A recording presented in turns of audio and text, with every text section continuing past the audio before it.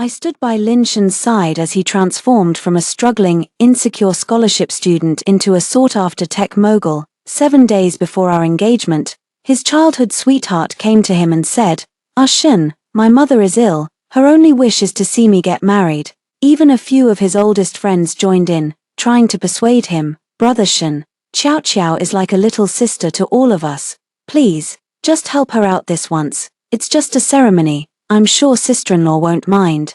If they really wanted to be together, they would have been together long ago. Back when we played house as kids, Shen Ji and Xiao Xiao were always the married couple. Everyone should just treat it as a bit of fun. Lin Shen was silent for a moment, then turned to look at me. I remember we booked that hotel for the whole day. Let's just postpone the engagement ceremony until the evening. I kept my eyes downcast and said nothing. Lin Shen didn't realize that 7 days could actually change everything. Like calling off an engagement, like accepting my advisor's suggestion to go abroad for further studies, like cutting all ties and becoming complete strangers. It was early spring, but Lin Shen's words felt like a bucket of ice water dumped over my head. Despite the warmth of the private room, I couldn't help but shiver. Once he gave his consent, almost everyone in the room breathed a sigh of relief. I told you Brother Shen would never turn Xiao Xiao down. Yeah, Xiao Xiao was even too nervous to ask Brother Shen this time, saying she turned you down way too harshly back then. Don't be sad, Xiao Xiao, with Brother Shen helping you, everything will work out. Enough talk, let's all raise a glass to Brother Shen. Xiao Lu rose gracefully, picking up the cup from the table. Thank you, Ashen, and you too, Miss Xia.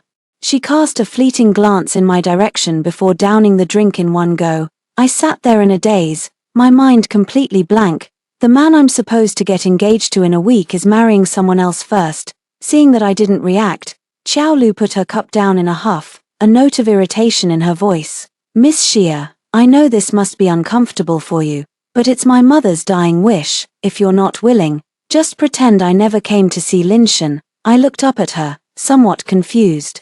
What's wrong with any of the others? Why does it have to be Lin Shen? The lively atmosphere that had just returned instantly turned cold. Lin Shen's face fell right along with it. Us, the few of us, sis-in-law, you don't know, people get married early back where we're from, out of all the guys, except for Zhao Yao and Lin Shen. Everyone's already married. Then why can't it be Zhao Yao? I couldn't help but cut him off. Lin Shen is getting engaged in a few days too. Don't mock me, sis.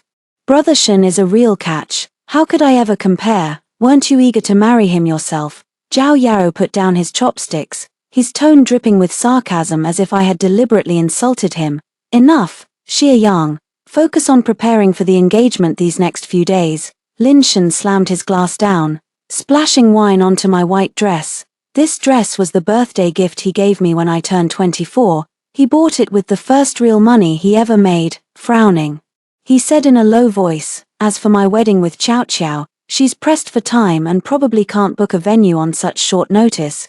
We'll just have it at the same hotel where we got engaged. Our engagement ceremony has been postponed until this evening. I looked at Lin Shen, and a sudden sense of disorientation washed over me. The person I've known, fallen for, and loved since we were 19, the one who, fresh out of college, was so determined to build a home with me. The one who cried like a child just 6 months ago when I said yes to his proposal. How could he agree to marry another girl today, even if this wedding is just a sham? I made up a flimsy excuse to step out and clear my head. It wasn't until I was in the elevator that I realized, in my haste, I'd even forgotten my bag. When I got back to the private room's door, I could just hear the sound of conversation from inside. Look, Shen, I'm telling you this as a brother. And I have to say it even if the timing's off, Xie Yang's temper is just no good. If Xiao Xiao had agreed to be with you back then, what chance would Xie Yang have ever had? She's dull and can't think on her feet. Come on, you know how it was, back then. It was only because she looked about 70 or 80% like Xiao Xiao, and Shen had just been rejected by her. How are they even alike? Our Xiao Xiao is so smart and considerate. If she were the one by Shen's side now, she'd definitely be the perfect supportive partner for him. Plus, I heard Xie Yang is just coasting through school on her parents' reputation and doesn't understand a thing about Shen's business. I'm telling you, you two should just get married for real. Forget the whole fake marriage idea. Just tie the knot already. This Xia Yang is completely unnecessary. Alright, that's enough from both of you. Seeing that Lin Shen remained silent, Xiao Lu reluctantly spoke up. Aishan has a soft heart. Miss Xia has been by his side for so many years. Even if he doesn't love her anymore, he would never abandon her. Even if the love fades, I won't abandon you. I took a deep breath, trying to calm myself down. After what felt like an eternity, I finally heard Lin Shen's voice, softly, with a touch of weary acceptance. What's in the past is in the past. Qiao Qiao deserves someone better. You deserve someone better. What a sincere blessing. I slowly released the door handle and turned to leave the hotel. Every single word spoken in the private room echoed in my ears. If it weren't for today, if it weren't for this unexpected turn of events, just 7 days before my engagement, I can hardly believe that the person who embodied all my beautiful dreams of marriage would make me re-evaluate our relationship in this way. Do I have regrets? How could I not feel regret? After all, that was the person I loved with all my courage and sincerity. With my whole heart, all the thoughtful surprises I prepared for Lin Shen, and the times my vision blurred with tears from the heartache of seeing him work late into the night, those moments will never come again. A loud rumble sounded nearby, and the rain began to fall in a sudden, heavy downpour. So it can thunder this time of year too. I aimlessly found a place to take shelter from the rain. The space under the eaves was packed with people caught without an umbrella. My phone buzzed softly. It was a message from Lin Shen. They've had a bit too much to drink. I'm going to take them back to get some rest first. Go and deal with the hotel situation right away. And don't let your parents find out about this. Xiao Lu and the others wouldn't have come to me unless they were truly desperate. Try not to take it too personally. I turned off my phone and stared at the traffic jam that had already clogged the road. Suddenly, I remembered back in my sophomore year during military training, when I got caught in a sudden downpour on my way back to the dorm. All my roommates were in the shower, and I couldn't reach a single one of them. I could only shield my head and run for it. Just as I passed the library entrance, someone suddenly stepped in front of me. I looked up abruptly, and there stood the most taciturn top student from the software school, holding an umbrella right in front of me. Is something wrong? Perhaps from the rain? My voice trembled slightly. He held the umbrella, shielding me completely while most of his own body was getting drenched. If you don't have an umbrella, you should find somewhere to take shelter first. It's fine to wait for the rain to stop before you go. I scratched my head and gave an awkward smile. But what if it doesn't stop? How long would I have to wait? He held up his phone and gave it a little shake, a rare smile appearing on his face. Then take down my number. I'll come and get you. Around that time, there were already whispers at school that Lin Shen had a thing for me. He always chose to sit right behind me in our elective classes. During roll call, he'd always save my name for last whenever I was late. He never missed a single performance I was in, leaving right after it ended. But I've always felt that if a guy doesn't say he likes you, then he doesn't. I don't know where the courage came from. But I suddenly wanted a clear answer. Lin Shen, do you like me? He stared at me, a glimmer of light dancing in his eyes. So, can I pursue you? I stared at him, dumbstruck, my palms slick with sweat. I often wonder when exactly I fell for Lin Shen. Maybe it wasn't because he could answer any teacher's question in class with such effortless eloquence, nor was it because he could casually score the highest points on the basketball court, even in a white dress shirt. Nor was it when I missed a class, and everyone else had already formed their groups, leaving me alone. That was when he offered to be my partner. It was that day, when the sunset was particularly beautiful, and I saw his name appear on the honor roll. I didn't hurry ahead. Instead, I took out my phone and snapped a picture of him, wondering what excuse I could use to share it with him. When Sainan first found out that Lin Shen and I were together, he was a bit surprised, but in the end, he just scoffed. Xia Yang, don't take your first relationship too seriously. There are plenty of fish in the sea, but there's only one Lin Shen. I tilted my head, the words hopeless romantic practically written all over my face. Sainan didn't hesitate to give me a light thump on the head. For heaven's sake, young lady, you're one of a kind too. Yeah, I'm not a stand-in for anyone. I'm a unique existence too. 3. The icy rain lashed against my face, mingling with my tears as it trickled down my neck. My phone buzzed again. It was Zhao Yao. He sent me a video, along with a message. See, you're kind of unnecessary, aren't you? In the dimly lit carriage, Xiaolu leaned against Lin Shen, the corners of her eyes red and swollen. Aishan, what should I do? What on earth am I supposed to do? Lin Shen gently stroked her head, soothing her in a soft voice. Don't be afraid, I'll be right here with you. We'll face any difficulty together. But you're getting engaged, you're going to be engaged to someone else. You won't care about me anymore, you don't want me anymore. I would never abandon you, you've had too much to drink. They seem to have deliberately left the back row seats for Lin Shen and Xiaolu, giving them space to share their heartfelt feelings. I pressed a hand to my chest and took a deep, forceful breath, the icy air stinging my windpipe. Xiaolu nuzzled against Lin Shen's neck in a coquettish manner and fell silent. Lin Shen's eyes widened in surprise, but he didn't push her away. One by one, everyone taking shelter from the rain had someone come with an umbrella for them. Only I was left waiting for the rain to stop. The seasons may cycle, and the rain will surely fall again, but I know the sincere heart offered in that downpour has long since been washed of its color. I took out my phone and called the hotel manager, who also happens to be my best friend. Nan, please cancel the engagement ceremony for me. Cancel the engagement. I opened my mouth, finding it difficult even to speak. Yes, Lin Shen wants to marry someone else first. The other end of the line suddenly went silent. The next second, Sainan spoke calmly. Where are you? I'll come pick you up. The flashy pink sports car glided smoothly to a stop in front of me. The moment I got in, Sainan started yelling, I told you men are no good.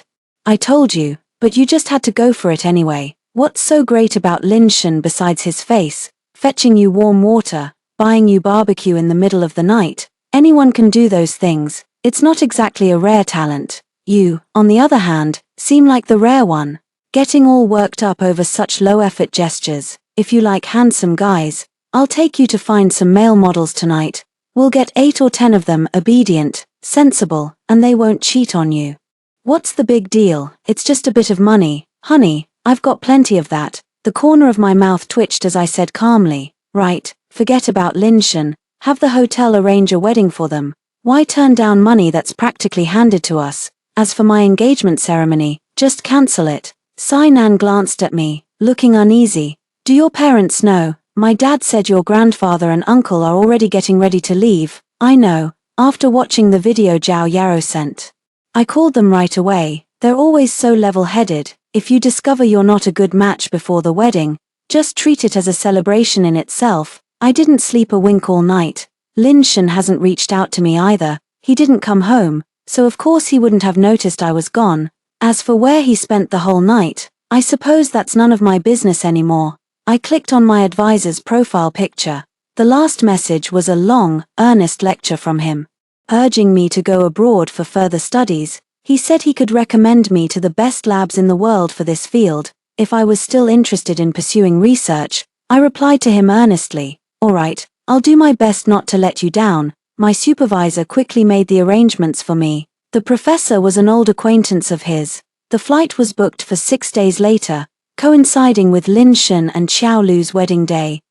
When I got back to the apartment the next day, Lin Shen still wasn't home. I sorted through all my things, one by one, deciding what to keep and what to throw away. For such a large apartment, by the time I was done, all I had left was a single small suitcase. I have even less stuff now than when I moved in 3 months ago. I took out the watch from the cabinet. The one I bought to wear for my engagement, one for Lin Shen, and one for me, but I never got the chance to give it to him. Miss Xia, didn't you just buy this a few days ago? Is it that your husband isn't too fond of it? The shop assistant's eyes widened, worried I was unhappy with her service. We have other styles available. Would you like to take a look? I shook my head. No, that's all right. Please help me return it. The assistant looked at me somewhat apologetically. But I'm afraid the free return period has passed. You might incur a partial loss. It's okay. Sunk costs should not factor into major decisions. The mall was bustling. As I passed by a jewelry store, I suddenly heard a familiar voice, tinged with a hint of smugness. Get whatever you like. It was Lin Shen's voice. Xiaolu lowered her gaze slightly, staring at the jewelry in the cabinet, lost in thought. Ah Shen, this is just a marriage of convenience. Even though we bought the 5 golds to show my mother, following tradition, I won't be taking them. What will you do with all this later? Lin Shen smiled and signaled the sales assistant to take out all the gold pieces. Xie Yang can use them when she gets married, they won't go to waste. As he was helping Xiaolu pick out a gold bracelet, he turned his head and spotted me by the door, a flicker of panic flashing in his eyes. Yang, what are you doing here? He started walking towards me. I casually gestured to the side, the lie coming easily, just here to grab a bite to eat. Lin Shen let out a soft sigh of relief and affectionately patted my head. Just tell me what you want to buy, no matter how busy the company gets. I can't let my wife go hungry. I glanced at Xiaolu, who was trying on a gold bracelet, and said nothing. Lin Shen explained to me with considerable patience. The marriage custom where I'm from is for the groom to buy the 5 golds for the bride. Since we're putting on this act, we might as well go all the way. That's why I brought Xiao Xiao out to look at gold jewelry. Oh, right. I also need to make time to accompany Xiao Xiao for her wedding dress fittings tomorrow or the day after. The engagement arrangements should be fine, right? Give me a call if you run into any problems you can't handle. I shook my head. It's nothing. There really isn't a problem. After all, the engagement is off. Perhaps I was being too calm. Lin Shen was taken aback for a moment, his expression darkening. Yang, are you upset? We agreed to say things directly, not make the other person guess. No, I met his gaze openly. You were just helping your sister. Why would I be upset? Lin Shen frowned slightly, searching my face for any trace of a lie. Unfortunately, there was none. Xiaolu looked up and met my gaze when she heard this, then said flatly, well, I'll thank Miss Xie in advance then. Her expression held no trace of gratitude. If anything, it seemed to suggest she felt entitled to it. I ignored her and made up a quick excuse. I have something to take care of back at the university. You two enjoy your shopping. Time was running out for me to prepare my study abroad application materials. 5. With just 4 days left before my trip abroad, it suddenly hit me. My passport was still in Lin Shen's study, just 2 weeks ago. We were talking about finding time for a trip to France after we got engaged. The moment I stepped out of the elevator, I saw the apartment door wide open, with Xiaolu inside, decorating the place all by herself. The oversized double happiness character in the living room was painfully glaring. All the photos of Lin Shen and me had been thrown on the floor, even the matching mugs we made together in college, printed with our pictures, were now lying quietly in the trash can. Sorry. I thought you didn't live here anymore. Xiaolu's words were an apology, but her expression held not a trace of remorse for having done anything wrong. On the contrary, she looked as if it were perfectly justified. Just because I don't live here, does that give you the right to throw my things away? I looked at her, puzzled. She frowned impatiently, as if I had disturbed her. It's just a marriage of convenience. Don't be so sensitive. If we leave these things here, my mom will find them. Please understand, I don't want to cause any trouble for you. Xiaolu was still holding a photo frame containing a picture that Sai Nan had taken of Lin Shen proposing to me. I thought it was the photo of my life, so I even bought a special frame for it. Crack. Xiaolu gently let go, and the frame fell to the floor, the glass shattering instantly. That scared me to death. This frame is way too heavy. What was that noise? What's going on? A noisy group of people came bustling in from outside. But they fell silent the moment they saw me. Oh, sis, you're back. Shinji will be here in a bit. We rang the bell but no one answered, so we just used the code to let ourselves in. Well, you see, Xiao Xiao's mom is going to stop by the house for a bit before heading to the hotel, so we figured we should still set things up a little. Don't you worry, sis, we'll get it all sorted out for you. Good as new, I promise. I looked at Xiaolu, suddenly curious. If Lin Shen didn't have any money, would you still have come to him for this marriage of convenience? You keep saying you don't want to be a burden, but every word and action of yours is nothing but trouble for others. The living room was utterly silent, so quiet you could hear the ticking of the wall clock. The people present exchanged uneasy glances, as if they hadn't expected me to get angry. For a moment, no one dared to speak.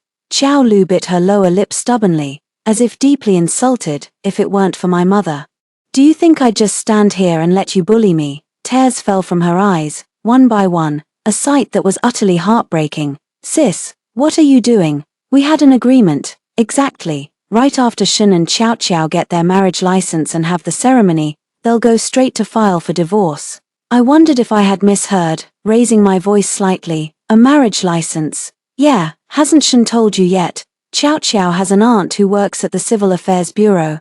She's always competing with her mom, and as soon as she heard Xiao Xiao was getting married, she went to check on the guy. If they don't have a marriage certificate, her mom will definitely get suspicious. So, don't worry, sis, once the wedding's over, they'll get a divorce right away. We'll give you back our Shen. Safe and sound, getting a marriage license, getting married, then getting divorced. His life sure is turning out to be a complete package. Zhao Yao shot me an impatient look. Xie Yang, what are you so upset about? We all heard from Ashen that he's about to sign a huge contract in a few days. You should be thanking your lucky stars you found someone as good as Ashen in this lifetime. Where we come from, loyalty to friends is everything.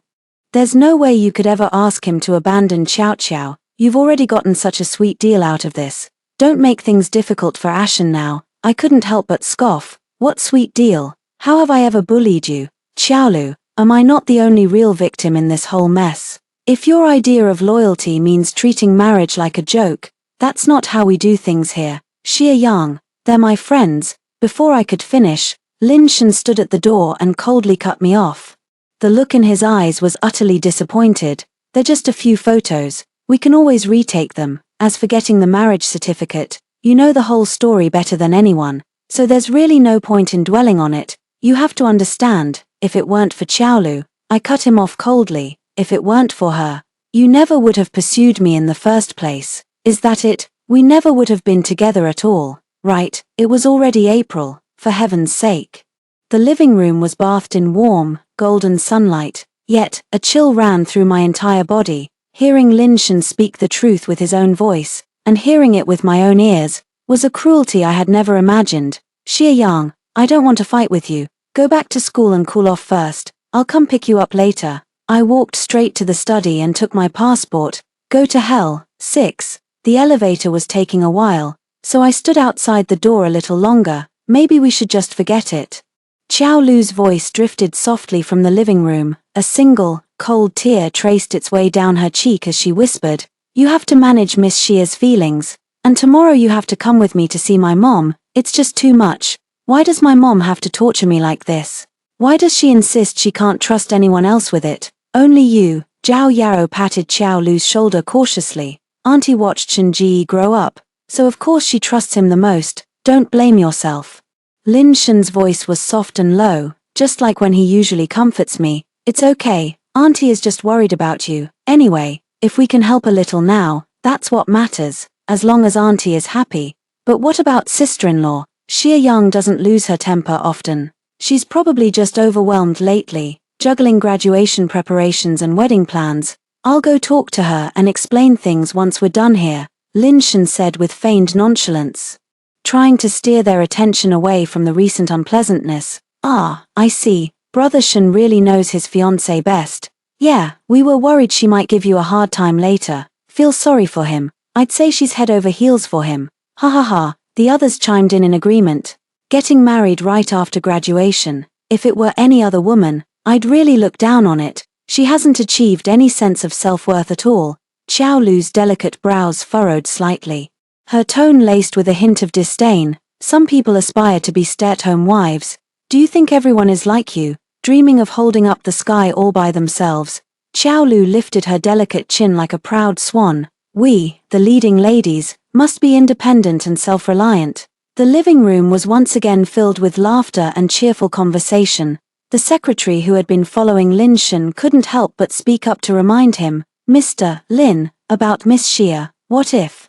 After a long pause, Lin Shen finally spoke slowly. "No, she wouldn't dare. I'll make it up to her properly once this matter is settled." I forced a smile, but as I did, tears began to roll down my cheeks for no reason I could name. So, in Lin Shen's eyes, I would cling to this 6-year relationship simply because it was on the verge of a happy ending.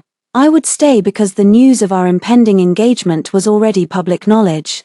I would stay because I was afraid I couldn't find anyone better, too scared to break up with him. He had even planned out how to make it up to me afterwards, how to win back my favor.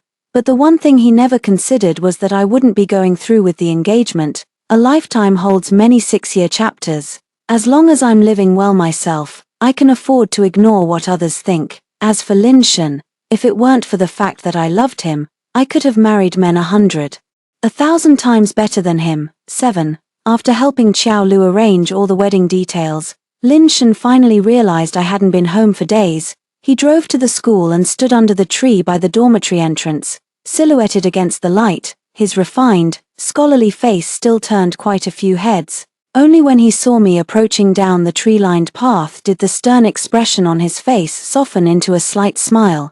"Are you really that upset?" Holding the freshly signed documents for studying abroad, I lowered my gaze and shook my head. Lin Shen pressed his fingers to his temples, looking utterly exhausted. Yang, I've been so tired these past few days, and there's a lot going on at the company. If you're upset, you have to tell me, I'll make it up to you. There's nothing of yours left at home. Not a single piece of your clothing is in the wardrobe. I looked up at him, my expression unchanged. There's really not much to do for the engagement anyway, since the university is pressing for the thesis. I just brought a few things back to campus to change into. Wasn't it you who said we have to commit to the act? Leaving clothes hanging in the wardrobe would be too easy to discover. Lin Shen stared at me for a few seconds. Only when he saw not a trace of guilt in me did he speak. I knew you wouldn't just leave me. Yang, I'm just so worried about you, worried about me. I tried to force a smile, but I just couldn't manage it. Oh, by the way, where's that dress of yours? I remember it got a little dirty that day. Let me wash it for you. He was still wearing that same gentle, considerate expression, but it just made me sick. It's gone. Lin Shen's brow furrowed abruptly. Gone? How? Wasn't that your most treasured dress? I don't want it anymore. Lin Shen's lips parted, his tone softening as if to placate me. It's all right, sweetheart, whatever you say goes. We'll just buy another one next time. I lowered my head and said nothing more. His gaze slowly drifted to the papers in my hands. Don't overwork yourself. Take good care. Okay, if you can finish this thesis, great. If not, forget it. I'll take care of you for the rest of our lives. What a vicious curse, I thought to myself. The phone rang at just the right moment. Lin Shen answered the call and hurried off. After coming to me for confirmation, he seemed much more at ease. He can go back to being busy with his sham wedding. Actually, Sainan had already called and told me that Lin Shen had just been to see her that afternoon to confirm the engagement procedures. She handled it with ease. Mr. Lin, we will certainly do our utmost to make your engagement ceremony a success. You can rest assured, leave it all to me. I have a feeling Sainan won't let him off the hook. 8. The day before I left, I was packing my bags. One unfamiliar text message after another kept appearing on my phone. They were all photos of Xiao Lu in a wedding dress. Miss Xia, which wedding dress do you think I should wear tomorrow? Even though the wedding is fake, it's true that Lin Shen once had feelings for me, and it's also true that he meticulously prepared this wedding for me. To be honest, I really don't think much of you. You want to rely on a man for the rest of your life right after graduation. I couldn't even be bothered to open the pictures. I replied, Miss Chow, you were already married in college. You shouldn't need to ask me which wedding dress suits you better. As for relying on men, Miss Chow married a wealthy man the second time for your mother's sake. Surely she didn't marry a rich guy the first time just for academic credits, did she? I didn't even need to hire someone to dig up this pathetic story about Xiao Lu. She kept preaching about being a strong, independent female lead, yet she rushed into marriage with a freshly divorced lawyer in her senior year of college. It turned out all his money came from the settlement with his ex-wife, and he couldn't even land a decent case on his own. Xiao Lu simply went ahead and divorced him. But this lawyer suddenly seemed to have wised up, and she couldn't get the better of him at all. Stop being stubborn. Don't you believe that if I just crook my finger, Asian will come running right over? Then why do you need to come and flaunt it in front of me? What exactly are you so afraid of? My phone had been silent for ages, and I could just imagine how livid she must have looked. I let out a scornful snort and blocked the number without a second thought. I remember when we were preparing for the engagement, Lin Shen held me and went on and on about so many things. Like how we shouldn't share a pair in the future, or how it's bad luck for the couple to meet the day before the engagement ceremony. I actually laughed at him, a top student who graduated with a perfect GPA, yet he believes in all this mystical nonsense. But when I saw him show up at my doorstep, I realized that even the beliefs he held so firmly could be broken for Xiao Lu. We're both women. Do you have to be so harsh with your words? Xiaolu genuinely wants to be friends with you. That's why she's letting you see her wedding dress. She even had the thoughtful idea of giving you a reference for the future. Lin Shen didn't even bother to check with me. His mind was completely preoccupied with Xiaolu's grievances. I'm 172 centimeters tall, and she's 160. What exactly do I need to take into account? Lin Shen suddenly frowned. Xie Yang, why can't you understand what I'm saying? She just wanted a chance to thank you. I know you don't like her. She's just a bit blunt when she speaks. You should try to get to know her better. If we weren't getting engaged tomorrow, I think we'd need to reconsider this relationship. I looked at his face and suddenly felt like crying. A person has many 6-year stretches in a lifetime. But how could I have spent this one on a man like him? During all those nights I was tearing myself apart. His heart was worried about another girl, seeing that I remained silent. Lin Shen suddenly realized what he had just said. He took a deep breath. Yang, that's not what I meant. You're the one I've chosen for life. I just hope you can accept my friends. They're the ones who stood by me through the hard times. I nodded, acknowledging that I had heard him. I only heard it, that's all. 9. After Lin Shen left, I wandered around the neighborhood alone for a long time. The night breeze was chilly, making my eyes sting. Sai Nan had been standing at the door for who knows how long, waving to me from a distance. What are you spacing out for? I smiled. What brings you here? I'm leaving tomorrow. I had to come and say a proper goodbye today. She pulled me into the convenience store across from our neighborhood and ordered a few skewers of Odin. The street was bustling with people. We sat by the floor-to-ceiling window, listening to the chime of the bell at the door. Xie Yang. Don't hurt yourself over other people's mistakes, and don't torment yourself with endless, agonizing self-reflection day and night. You can't change a rotten person through control and restrictions, nor can you make them change for you with a few words or even years of time together. Don't ever try to turn a guy like that into husband material in the future. You will always deserve the absolute best in my book. How could Sinan not be the person who knows me best? She knows that no one can just walk away from a 6-year relationship without it leaving a mark. Me too. I found out he chose me because the relationship he truly wanted fell apart. Her mother didn't approve of him for being poor. He likes me because I look like Xiaolu. He wants to get engaged because I've been by his side all these years. The fact that it wasn't for who I am, just for me, made the failure more crushing than ever.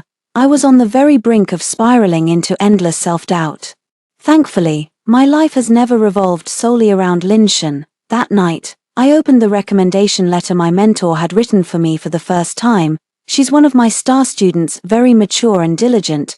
Please give her room to grow and nurture her potential. If she makes a mistake, talk to her gently. Don't scold her. She's come a long way on her own to get here. Sitting at my desk, I felt a surge of courage welling up inside me, enough to carry me through the journey ahead.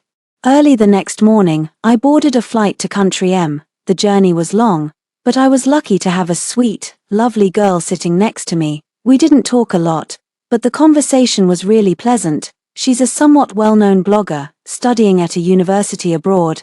With a boyfriend of 3 years waiting for her back home, I clicked into her account, Lu Jiuyi Deng Yu Qi. That's quite interesting. The plane descended through the clouds and landed gently on the runway. Every breeze I've missed since then has been a necessary farewell. There's no room for regret. Alright, Xiaoyang, I'm heading off now. Let's hang out sometime. I nodded. Okay, take care on your way home. Life in the lab offered no respite. With endless papers and countless data points to tackle every single day, I was so spaced out I didn't even catch what the boss said. Honestly, anyone would go crazy under this deadline pressure. Sinan is always worried that I'll get lost in memories while I'm alone abroad. She's overthinking it. I don't even have time to sleep. After a grueling day in the lab, I was completely drained. All the shops on the street were closed, so I had to go home and cook for myself. The first bite was so awful it nearly brought me to tears. On my occasional breaks, I'd meet up with Jiari, and we'd stroll along the brick-paved road, pumpkin spice lattes in hand. The vintage architecture looked especially pleasant, bathed in the autumn light. I thought it was just a chance encounter, but to my surprise, we became the closest of friends who could talk about anything. Time slipped through my fingers like water, and more than half a year passed in the blink of an eye. I suppose I simply haven't had the time to dwell on those painful memories, to this day. I can't even recall how much that relationship ultimately crushed me. If anything, it's a bit of a shame all that time wasted. 10. After the wedding with Xiaolu, Linshan was making conversation with her parents while keeping his eyes glued to his phone. It started last night. No, actually, it's been a full week now since he last received any message initiated by Xiaoyang. A sudden worry gripped him. He couldn't help but slip his hand free from Xiaolu's arm and stepped into a corner to call Xiaoyang. We're sorry, the number you have dialed cannot be reached at the moment. Please try your call again later. We're sorry, the number you have dialed cannot be reached at the moment. Please try your call again later. We're sorry, the number you have dialed cannot be reached at the moment. Please try your call again later. After 3 consecutive calls went unanswered, he knew something was wrong. Linshan quickly contacted the hotel manager. He didn't dare ask Xia Yang's parents. Afraid of raising their suspicions. No, Miss Xia was just here confirming the details for this evening. Maybe try calling again in a little while. Sainan was editing the wedding video they had just recorded, planning to give Linshan a big surprise that evening. Only then did Linshan feel at ease. Thank you for all your hard work. It was no trouble at all. As Miss Xia's friend, it was the least I could do. Over the past few days, Linshan had also pulled an all-nighter. Sorting through all their photos chronologically based on the timeline of his relationship with Xia Yang, these were all the records on his phone. At first, he admitted that his fondness for Xiaoyang stemmed from Xiaolu. He even took photos from angles that made her look most like Xiaolu, but later, his feelings gradually changed. Xiaoyang was emotionally steady, always speaking and acting in a calm, unhurried, and orderly manner, even when she was late for class. She would walk into the classroom with complete composure. She calmly accepted the fact that being late would come with consequences. Later, she stayed at the university for graduate school, while I chose to start my own business. Whenever he was overwhelmed with anxiety, it was always Xiaoyang who stayed by his side. It's perfectly fine. You're still so young. It's only natural to take a little longer. See how much more you've done today compared to yesterday. I knew you could do it. Everyone blooms at their own pace. For instance, my advisor praised my junior's thesis, while he asked me not to include his name in my acknowledgements. Linshan, trust your own instincts and judgment. I know you can do this. And after every business dinner, there would always be medicine she had thoughtfully prepared, waiting in my bag. When I got home, the freshest fruit would be in the fridge, with a cute sticky note on it, your daily vitamins. I just mentioned offhand that I didn't want takeout, and she brought a meal from her school all the way to my office. Once this business with Xiaolu is over, I must make it up to her properly. But right up until the engagement ceremony began, he hadn't seen Xiaoyang. Linshan's mind went completely blank. He paced around the banquet hall, over and over. Xiaoyang wasn't there, neither were her family, nor any of her friends. The large screen behind them suddenly lit up, playing the freshly edited video of his wedding with Xiaolu. In the footage, he was beaming with joy, and Xiaolu's smile was even brighter. Is this the person President Lin married? There's a resemblance, but not quite. Let's take another look. Is this your boss's wife? Doesn't really seem like it. But who am I to say? Who knows when they'll swap her out? Why should a grunt like me care about that? Men are useless. That statement just keeps gaining more and more credibility. Linshan charged into the control room like a madman. Where's Xiaoyang? Shut it down. Shut it all down. Where is she? Sainan stood not far away, arms crossed, watching the raving man who had burst in with a cold gaze. Didn't you just say Xiaoyang came to see you? Didn't you say everything was taken care of? Linshan remembered Sainan. She was the one who personally came out to assist him when he came to book the hotel that day. Sainan pointed at the large screen still playing the footage. Everything was arranged, wasn't it? The wedding looks quite lively, doesn't it? I'm talking about the evening engagement ceremony. Sainan scoffed coldly. What decent person gets married at noon and then holds an engagement ceremony in the evening? That thing on your shoulders is a brain, not a decoration. Use it. Could it be she never intended to come in the first place? He staggered back a couple of steps. So, she never planned on coming at all. Linshan looked up, as if realizing something, and bolted out of the hotel. He rushed to Xia Yang's house and rang the doorbell for a long time, but no one answered. It turned out her parents had boarded a flight back to Beijing to visit her grandfather on the very day she went abroad. He kept dialing that familiar number, only to find it was constantly unreachable. It would be the same even if I used someone else's phone. Lin Shen wandered the streets in a daze, having even forgotten where he'd parked his car.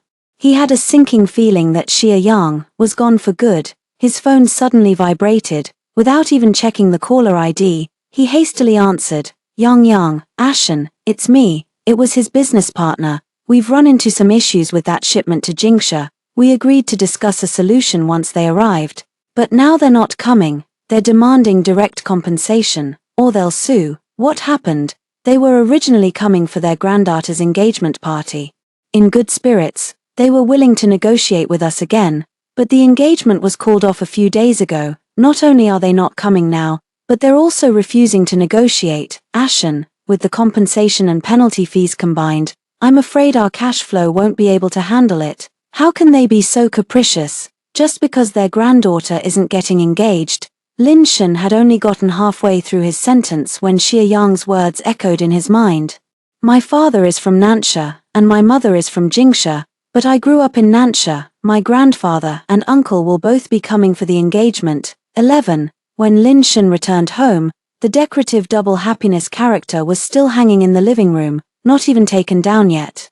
Xiao Lu sat on the sofa, looking every bit the lady of the house. Seeing Lin Shen return, she quickly stood up and walked over to him with feigned concern. I heard what happened. I'm sorry. I still ended up affecting you both. Xiao Lu had stood up too quickly and bumped into the tote bag on the coffee table. A hospital MRI report from 5 days ago fell out from inside. Lin Shen numbly picked up the report, staring at it for a long moment. 5 days ago. He and Xiao Lu hadn't gotten their marriage license yet. Xiao Lu instinctively snatched the paper back from Lin Shen's hand, saying awkwardly, Oh, I forgot to tell you, it turns out my mom just had a cyst, a blessing in disguise. Right, isn't that right, Ashen? Lin Shen hung his head, lost in thought. Xiao Lu, you did that on purpose. He spoke suddenly, his tone colder than ever before. Ashen, let's go get the divorce papers, or Xie Yang really will leave me for good. Lin Shen grabbed Xiao Lu roughly, his eyes bloodshot. Ashen, where are you going to get a divorce in the middle of the night?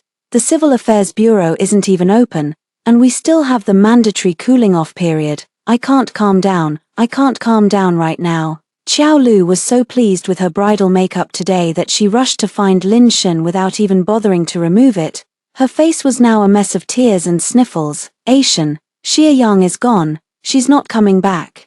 Since we're already officially married, let's just build a good life together from now on. I don't need all the formal ceremonies. And now my mother has finally agreed to let us be together. Ashen, seeing Lin Shen stop in his tracks, Xiao Lu thought she had moved him. She gently wrapped her arms around him from behind. Ashen, you focus on earning money, and I'll focus on taking good care of you. I promise I'll make our little home a warm and wonderful place. I can get up at 6 to make soup and cook. Don't you love my soup the most? Xiao Lu, do you realize this is marriage fraud? Lin Shen was camped out at Xie Yang's dormitory door first thing in the morning. Stubble shadowed his jaw, and his tie hung in a messy loop around his neck. Spotting Xie Yang's roommate, he hurriedly rushed after them. Xie Yang, not really sure. I think it's some lab overseas. She didn't go into details with us. You could ask her good friend. I think she runs a hotel or something. She even came to help Xie Yang move. We don't have her phone number, and we wouldn't just give it out without her permission anyway. In a daze, Lin Shen drove to find Xie Yang's good friend, only to discover that her good friend was Sai Nan. Please, just call her for me. Let me explain it to her myself. Standing on the hotel steps, Sinan looked down at him. Come on, man. She changed her number because she doesn't want to hear your excuses, right? Lin Shen fell silent for a moment, then suddenly let out a bitter laugh. I knew I'd get my comeuppance. I just knew it. Why on earth did I agree to a sham marriage? Sinan shot him a look of utter disdain and scoffed. Relax. There won't be any comeuppance. You just need to realize that what you missed was the absolute peak you ever had in your life. A blessing like that, a chance from God, won't come your way a second time. She must have been down on her luck to have gotten tangled up with you in this cursed relationship. While meeting her was the highest point you'll ever reach in your entire life, You two were never meant to cross paths, like two parallel lines that should never meet. The truth is, you don't deserve any good woman. Not a single word mentions karma, yet every single line is karma. 12. Another 6 months had passed in the blink of an eye, and I had completely settled into life at the lab.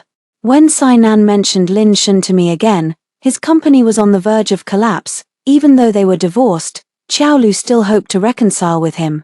Yang, you finally decided to come back. I smiled and told her the news that I'd be going back home in a couple of weeks. My mom is nearing retirement, and I'm going back to attend the farewell ceremony her school is holding for her.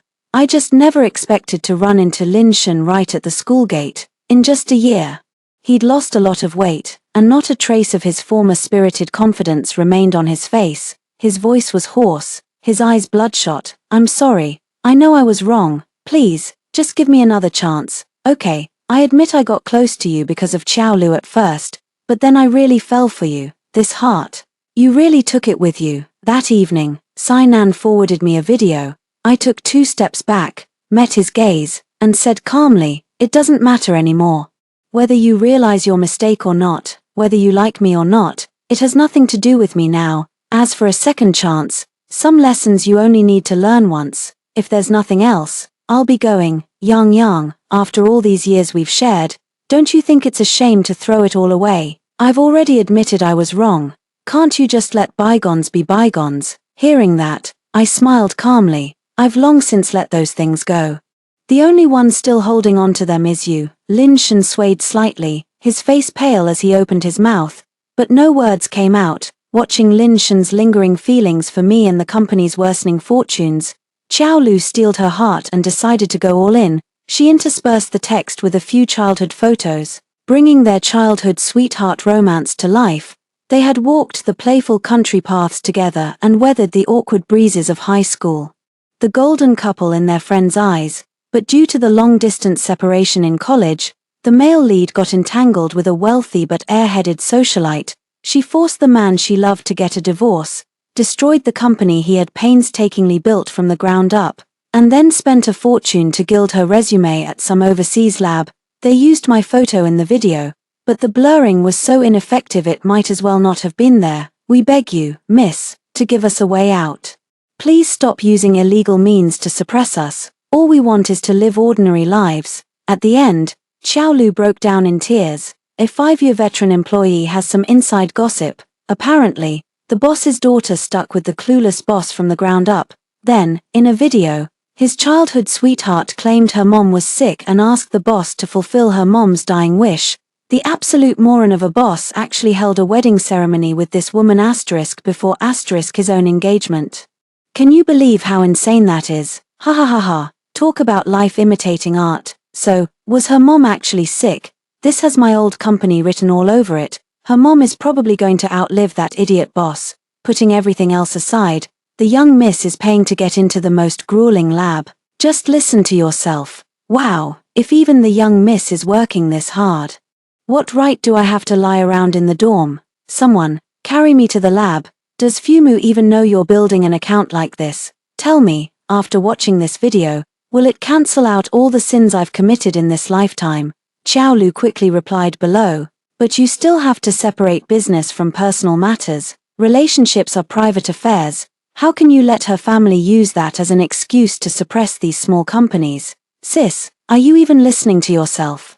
So they gave you substandard products, and the other party let it slide out of consideration for their granddaughter, but then you go and cheat on their granddaughter, and they're not supposed to seek justice. Separate business from personal matters. My foot, the one with no morals, is suddenly preaching from the moral high ground. If it were me, I'd demand every last penny back. With interest, Lin Shun's company could still manage to secure a few small contracts, buying them a few more months of financial breathing room. But after Xiaolu's outburst, no company, big or small, was willing to work with him anymore. And after that day, Lin Shun never came looking for me again. I heard he stood outside my building all night. It's just a shame that my parents and I had already left for Beijing that very day. My vacation is short, so I need to see the people who matter most to me. A week later, I boarded the flight back to M country. Life moved forward in its orderly fashion. Despite failure after failure in the lab, I've never lost my curiosity about life or my courage to face it. Amidst countless shipwrecks, one vessel still sails from afar. A year later, I came across a news story on social media. Ex-wife grabs steering wheel, leaves ex-husband seriously injured. The individuals in the video were referred to as Mr. Lin and Mr. Chow, and the car crash scene was quite gruesome. Meanwhile, I was attending a top-tier academic conference, so I didn't look closely and didn't have time to watch it. Right now, the most important thing is, as the only woman at this conference, how I can carve out my own professional identity and make my presence felt, so that everyone can witness the rise of women in this field. I aim to be a guiding star, to be a creeper reaching for the sky. Love is but a corner of life, while self-love should fill my entire existence. May I be spirited and resolute. Story 2. When I proposed divorce, Donald was about to accompany his mistress to the hospital for a prenatal checkup. Seeing that I was serious, he remained silent for a few seconds and then said, "I understand, I crossed the line. Don't worry, I'll agree to any request you make." Others all said that I was lucky. I had been Ms. Gloria for 10 years. Even after the divorce, Donald didn't treat me unfairly, only I knew that I came to Hong Kong City for him the year I graduated.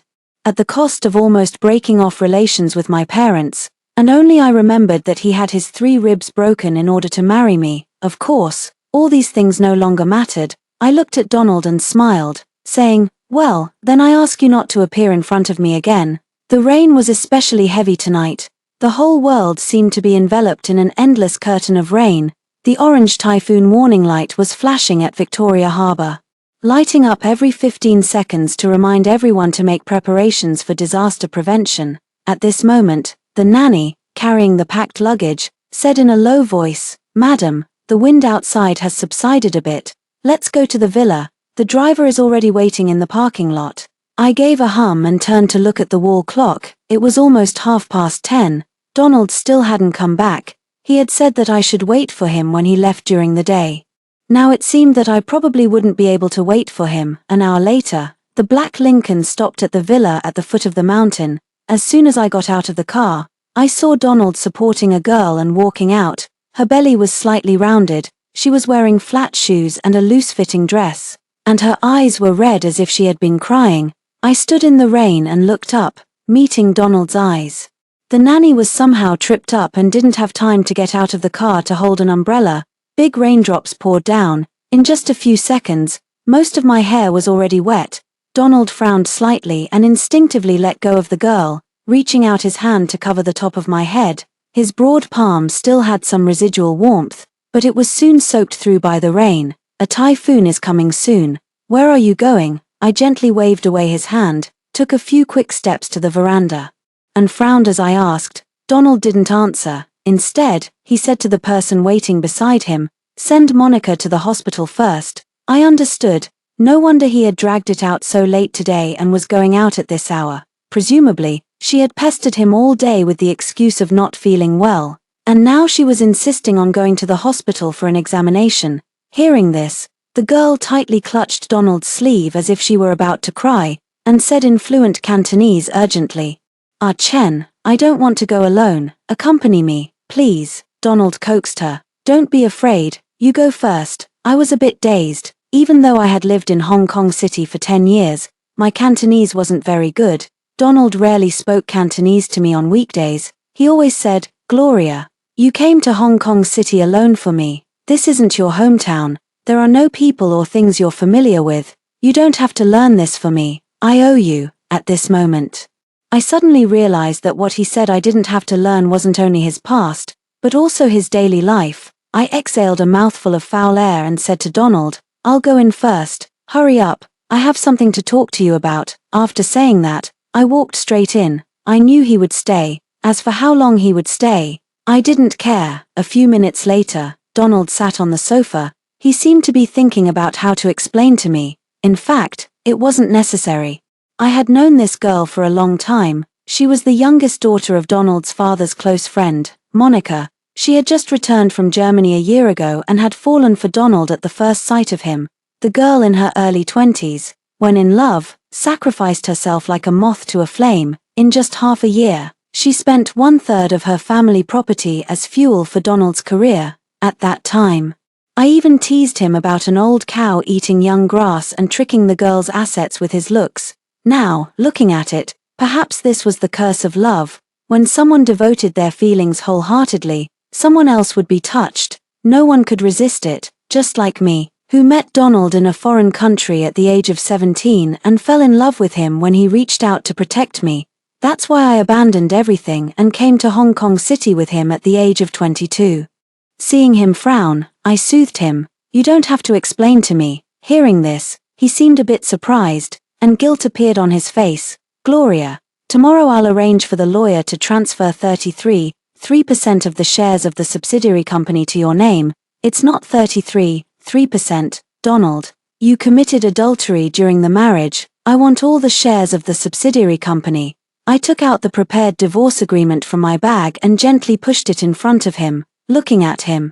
I said calmly, Donald, let's get a divorce. The brief silence was like the calm before the typhoon. Everyone knew it was false, just waiting for the typhoon eye to accumulate and absorb enough strength. It would rush straight towards the vulnerable port city. Then, the earth would shake and the mountains would crumble, and everything would be destroyed. I saw intense emotions flash in Donald's eyes. But he was no longer the young lad who was willing to have his 3 ribs broken in order to marry me. So, in just a moment, the emotions disappeared completely. Gloria, you've thought it through. It wasn't a question, but an affirmation. I nodded, of course, otherwise, I wouldn't have come here. He paused for a moment, as if he understood. The villa at the foot of the mountain was only a distance of 1 mountain top away from the ancestral house, at that time. Donald's father was very angry about his insistence on marrying me and said that as long as he was alive, he would never recognize me as his daughter-in-law. So, in the past 10 years, I could count on one hand the number of times I had come to the villa. I didn't know if he was being clever and specifically let Monica live here, or if his father thought Monica was the daughter-in-law of his family and was qualified to live at the foot of the ancestral house. In any case, I knew he was here.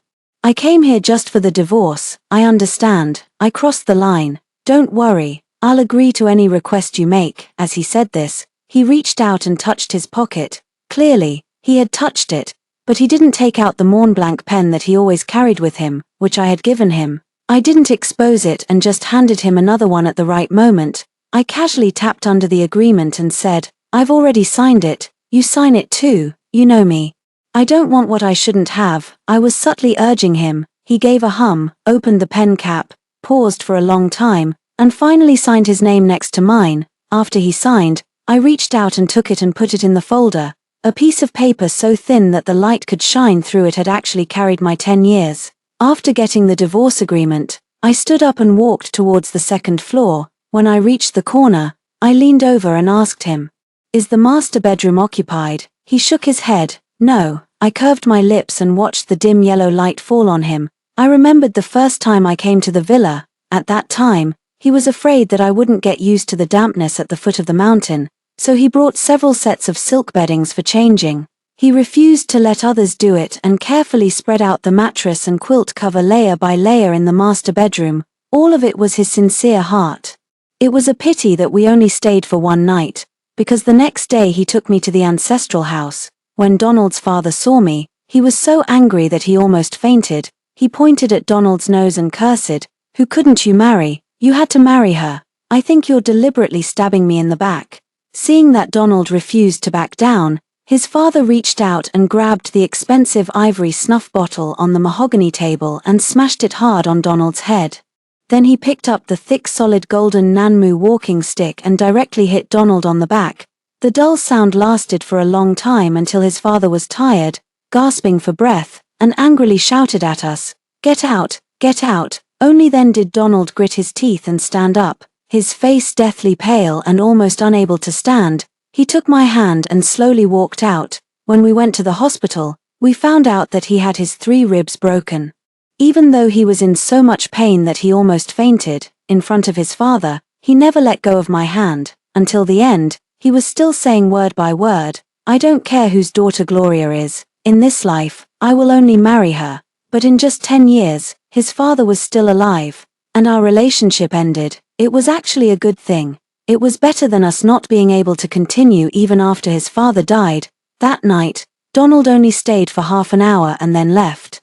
I guessed that Monica had probably urged him as soon as she arrived at the hospital. In fact, I really didn't like the villa at the foot of the mountain, but that night, I slept surprisingly soundly. Coincidentally, even the typhoon changed its course. At the last moment, it turned and went elsewhere, leaving Victoria Harbour calm and peaceful. However, I still didn't know if he remembered that day was our 10th wedding anniversary. Half a month later, I asked Donald to meet me at the No. 12 government building in Dublin Chai Harbour and formally filed for divorce. In the court, the lawyer said in a low voice, "Madam, he also gave you 3 luxury mansions." I looked at Donald. He was standing opposite me and nodded at me, as if saying, "Take them, I owe you." I suppressed my emotions and said to the lawyer, "I don't want the properties and cars, change them into shares, let's get this over with quickly." He nodded and went to discuss with Donald's lawyer again.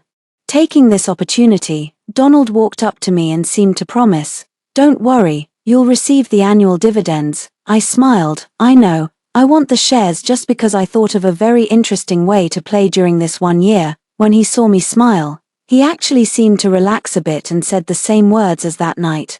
"Okay, whatever you want, I'll agree to any request you make." I didn't say anything. I just felt a bit nauseous, thanks to Donald's generosity. The property division was very quick, and I was also very satisfied with the final result. I got all the shares of Donald's company's wholly owned subsidiary, with a market value of over $1.2 billion.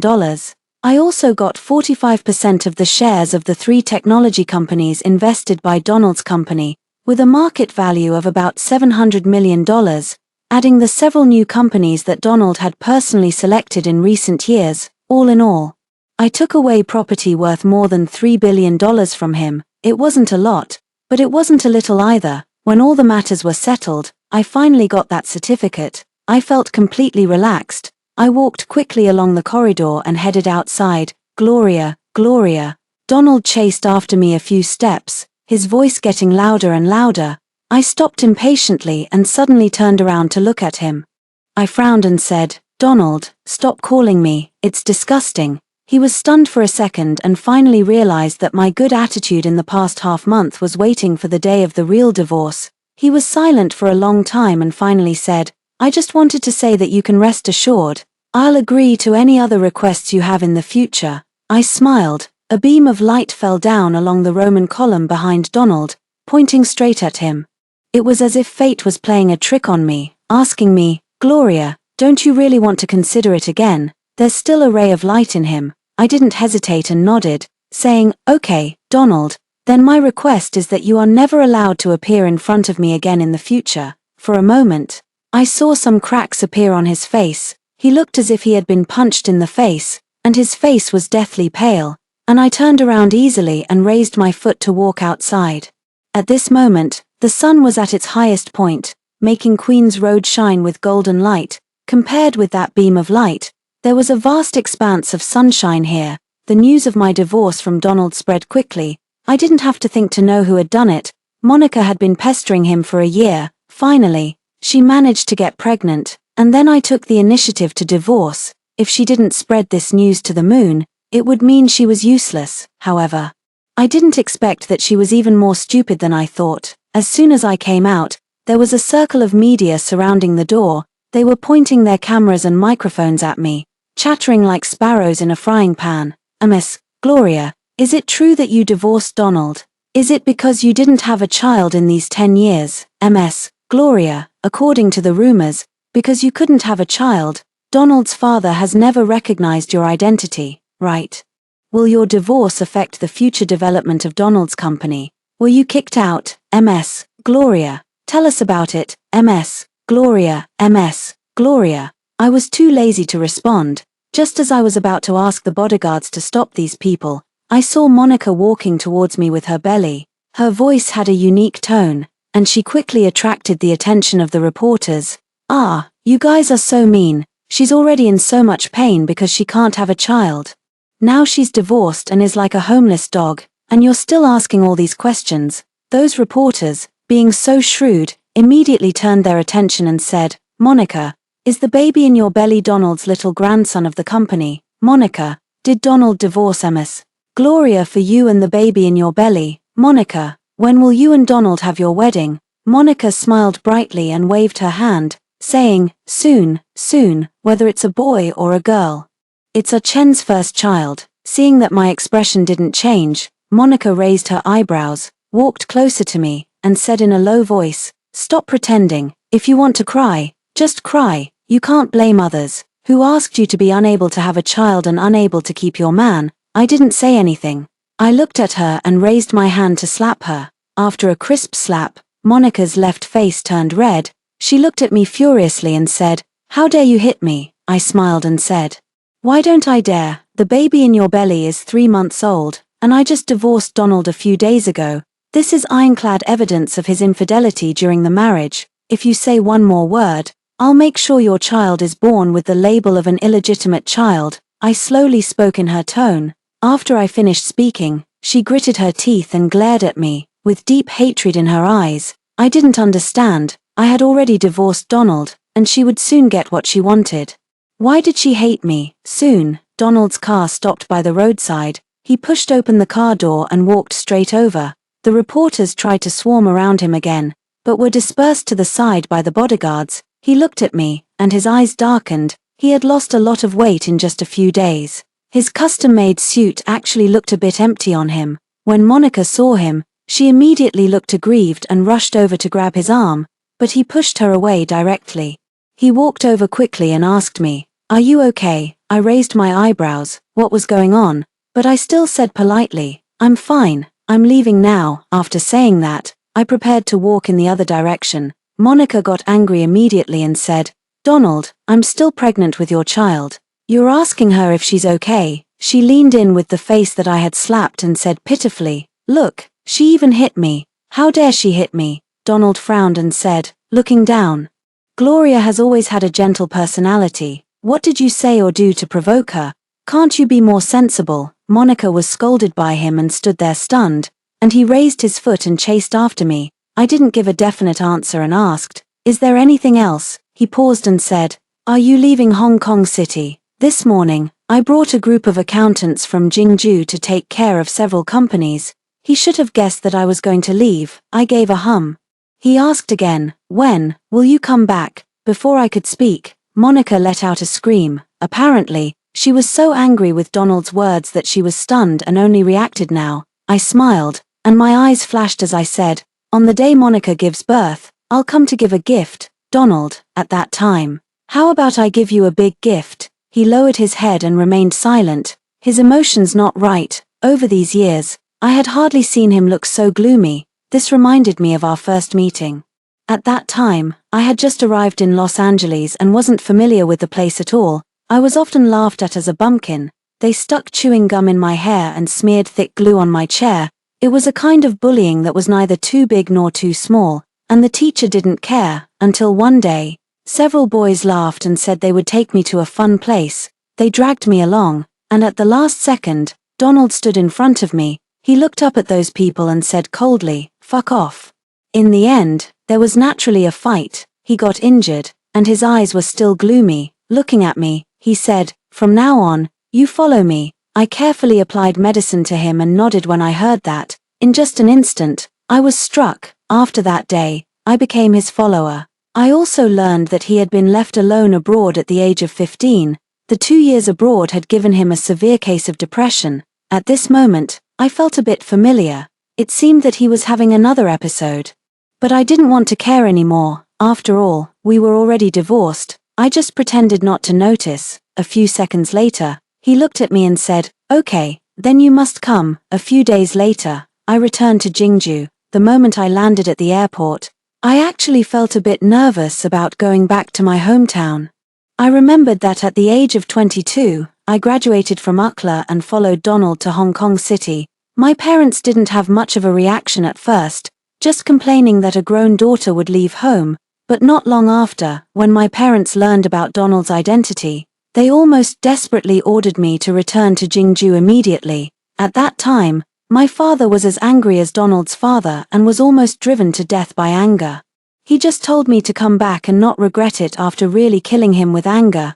I refused and didn't understand why they didn't allow us to be together, until Donald had his 3 ribs broken, was hospitalized for more than half a year, and still insisted on marrying me. My mother was then moved. She half forced and half persuaded my father to fly to Hong Kong City and told me an old story. It turned out that both my father and Donald's father had once been stowaways who made it to Hong Kong City. The two of them had encountered several arrests and detentions together. In the most dangerous situation, Donald's father almost died in prison. It was my father who gave up his water and food to save his life, but his kindness wasn't repaid. During a major search, Donald's father reported my father. Because of this report, my father lost the possibility of staying in Hong Kong City. However, Donald's father stayed and even became wealthy. After that, my father was unwilling to give up and turned back to the capital. After struggling through hardships, he finally achieved what he had today. After learning about Donald's identity, my father refused to relent. After all, with Donald's father being like that, how could Donald be a good person? Later, my parents wanted to take me away, but I didn't want to leave. In the end, it almost led to a complete break with my parents. 10 years had passed, and looking at the present, whether it was Donald's betrayal of infidelity during the marriage, or the final result of our divorce and going our separate ways, it could only be said that what goes around comes around, and I could be considered to have brought trouble on myself. Gloria, Gloria, a voice that was both strange and slightly familiar sounded. I looked up and was a bit surprised. I didn't expect that he would come to pick me up. The man walking towards me was tall and thin, his well-fitted dark woolen coat reached his knees, and the black turtleneck underneath made him look particularly abstinent. His same-colored brushed suit pants were straight and wrinkle-free, and he was wearing a pair of derby shoes, exuding an air of scholarly refinement. I waved and smiled, greeting him. Julius, long time no see. Julius was the son of my mother's friend. He was the same age as me.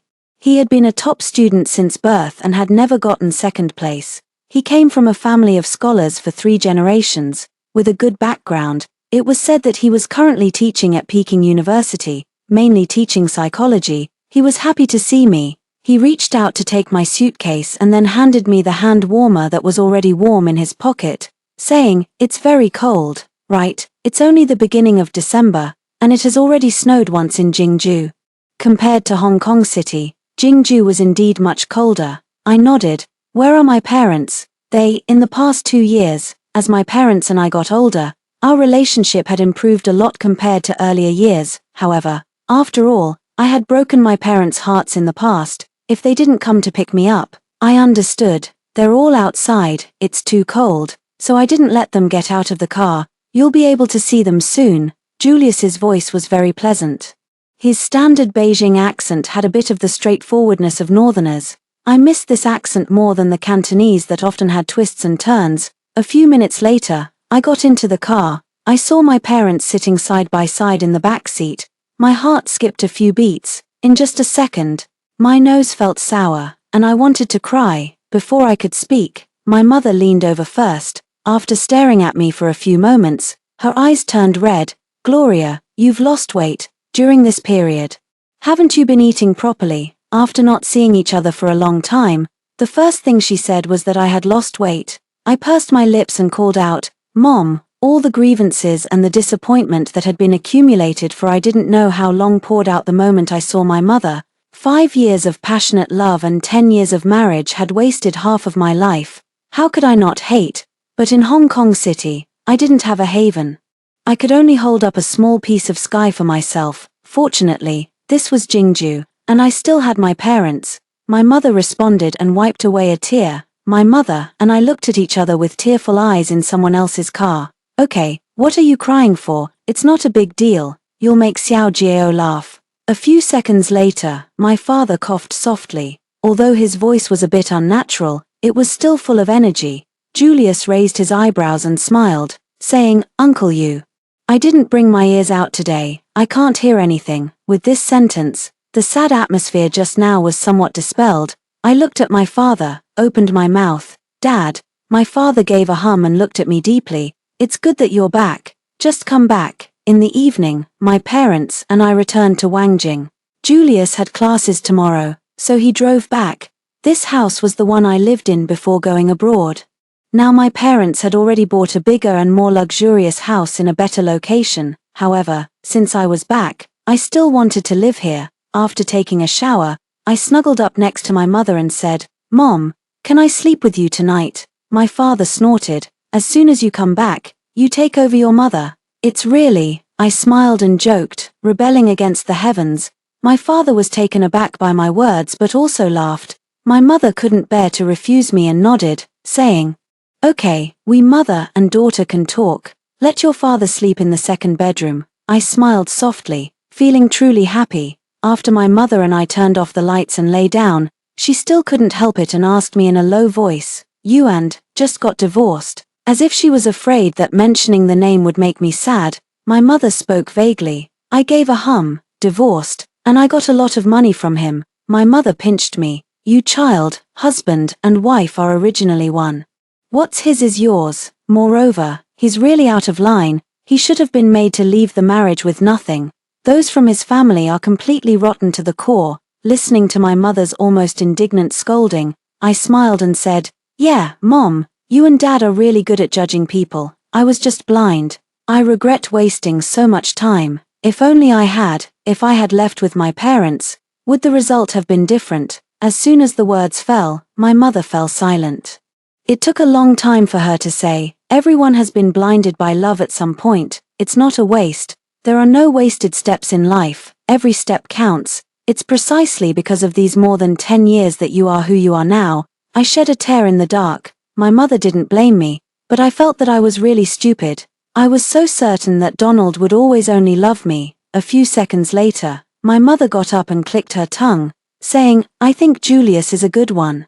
Although he got married and divorced, that child." I was amused. The topic had changed too quickly. "Mom, I know Julius is a good person, but you can't just force it. He doesn't like me." "Who said that? He has liked you for many years. If you hadn't chased after him to Hong Kong City and gotten married, he wouldn't have been so miserable as to listen to his mother and get married too.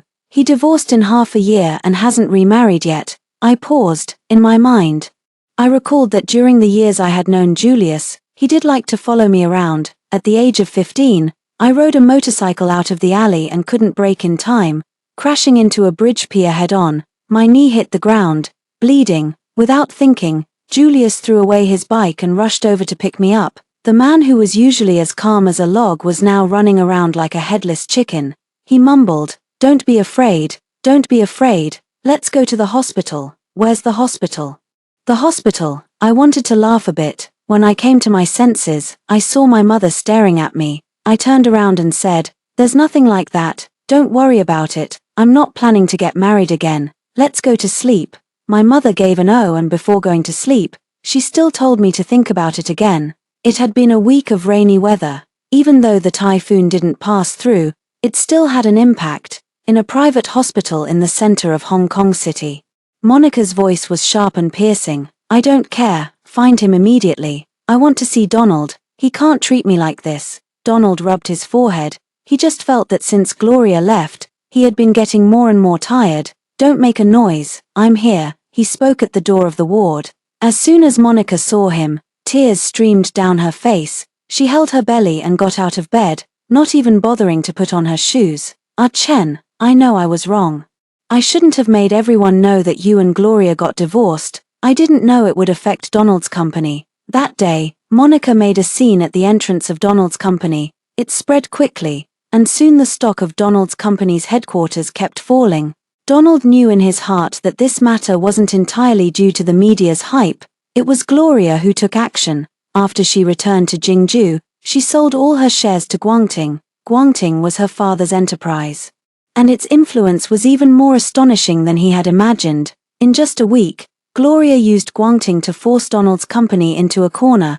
If he didn't want Donald's company's subsidiary and several other companies to completely become Guangting's branch in Hong Kong City, he could only buy back the shares at a high price. If he didn't buy them back, with Guangting's ability, it would soon acquire all the companies, and then it would be Donald's company's turn. If Donald's company changed its ownership to our family, his father would probably die of anger immediately. Donald took a deep breath of the cold air.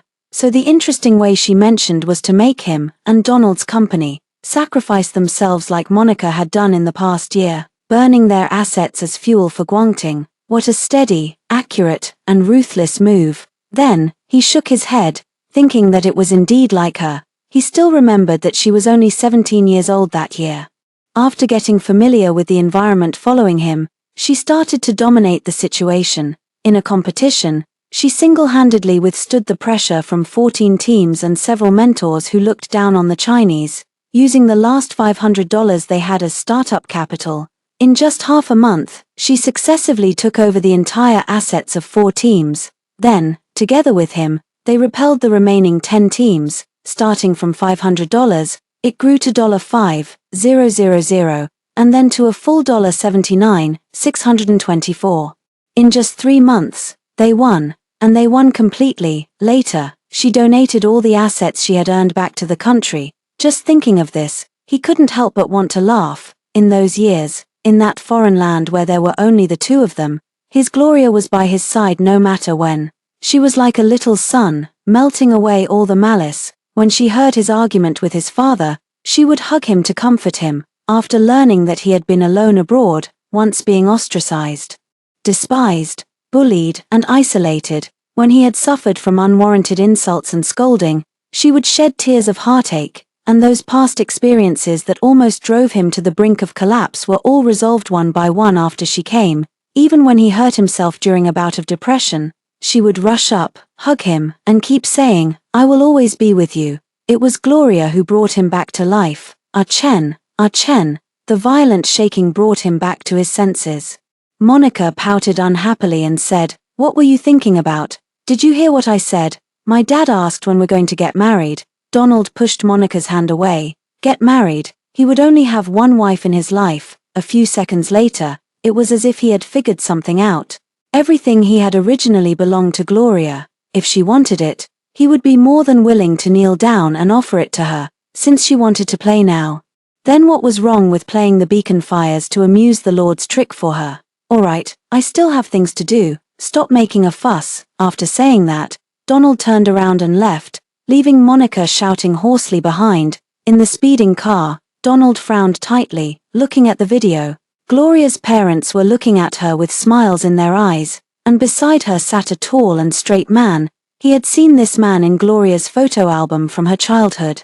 He remembered that his name was Julius. It seemed that in just half a month, Gloria's parents seemed to have already planned to find her a new marriage partner, and this man obviously liked Gloria very much. A few seconds later, Donald closed his eyes and thought, he had been wrong. He had thought that even after the divorce, he still had the ability to keep her by his side. Although he signed the divorce agreement, he just wanted to ease the hatred in her heart. After all, they had been together for more than 10 years. She was so soft-hearted that she would always forgive him. But now, he suddenly felt a bit panicked. In fact, whether it was Guangting or Jingju, what he was most afraid of was still her parents. 10 years ago, Gloria was willing to abandon everything and go to Hong Kong City for him.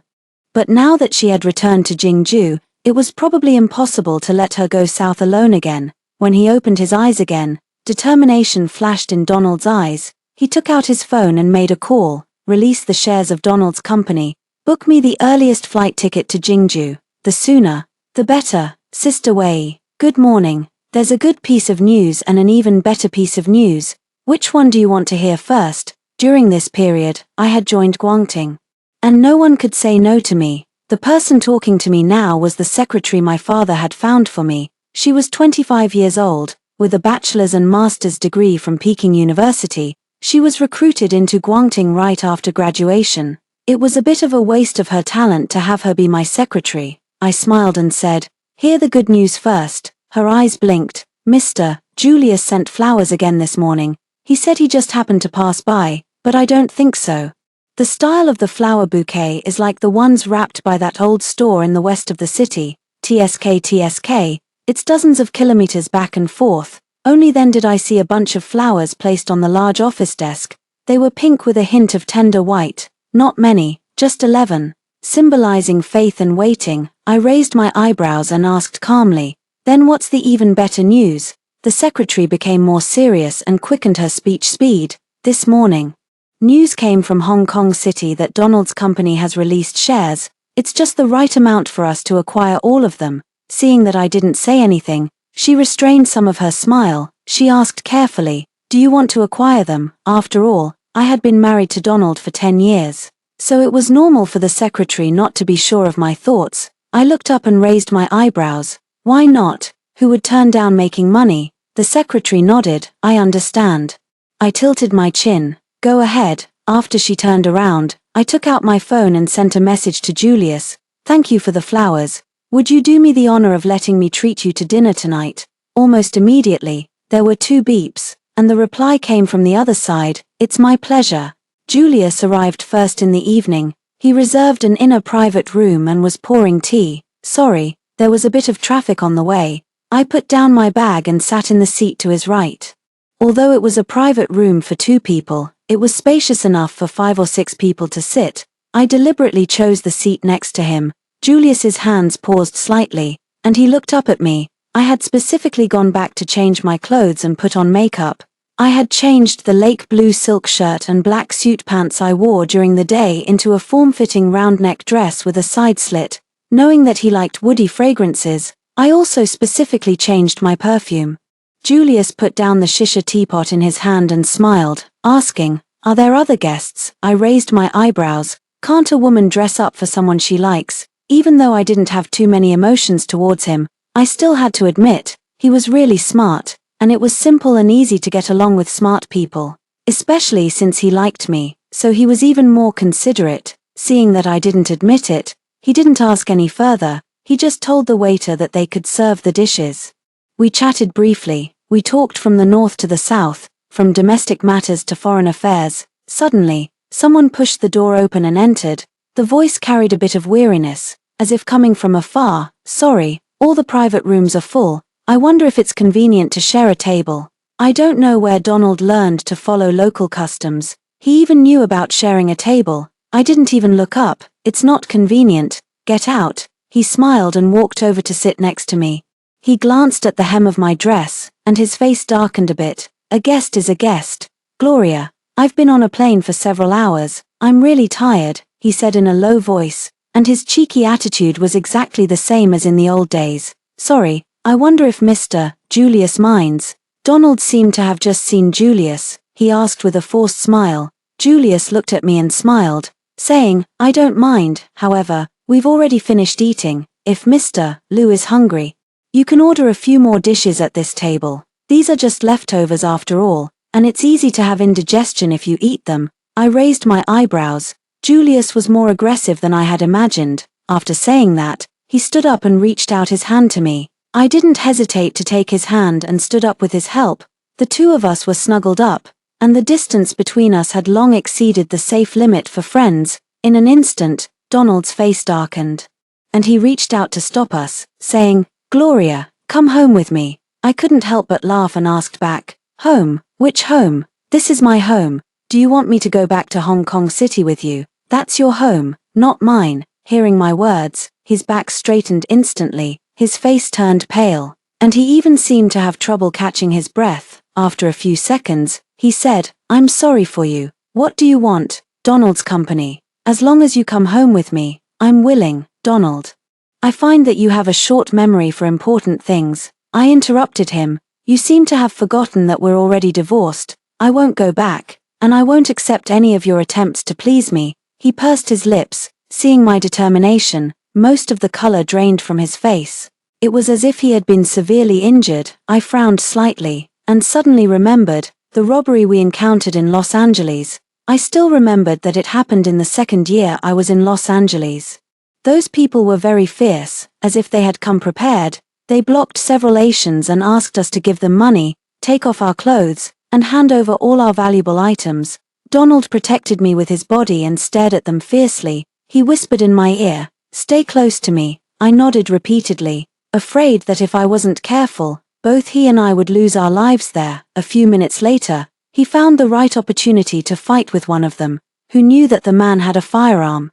The 2 gunshots scared me out of my wits, but his face remained unchanged, and he just said to me, "Stay close to me, run, Gloria, don't be afraid, follow me." I ran as fast as I could and followed him out. When we reached a safe place, I realized that he had been shot in the arm and shoulder, and he didn't mention it at all, afraid that I would be scared. Fortunately, the gangsters used old guns that had been passed around many times, and the bullets didn't have hard shell casings. Otherwise, his left hand would probably have been crippled. I cried bitterly, afraid that he would die. Tears couldn't stop flowing down. At that time, his face was as pale as it was now, but he still didn't forget to comfort me.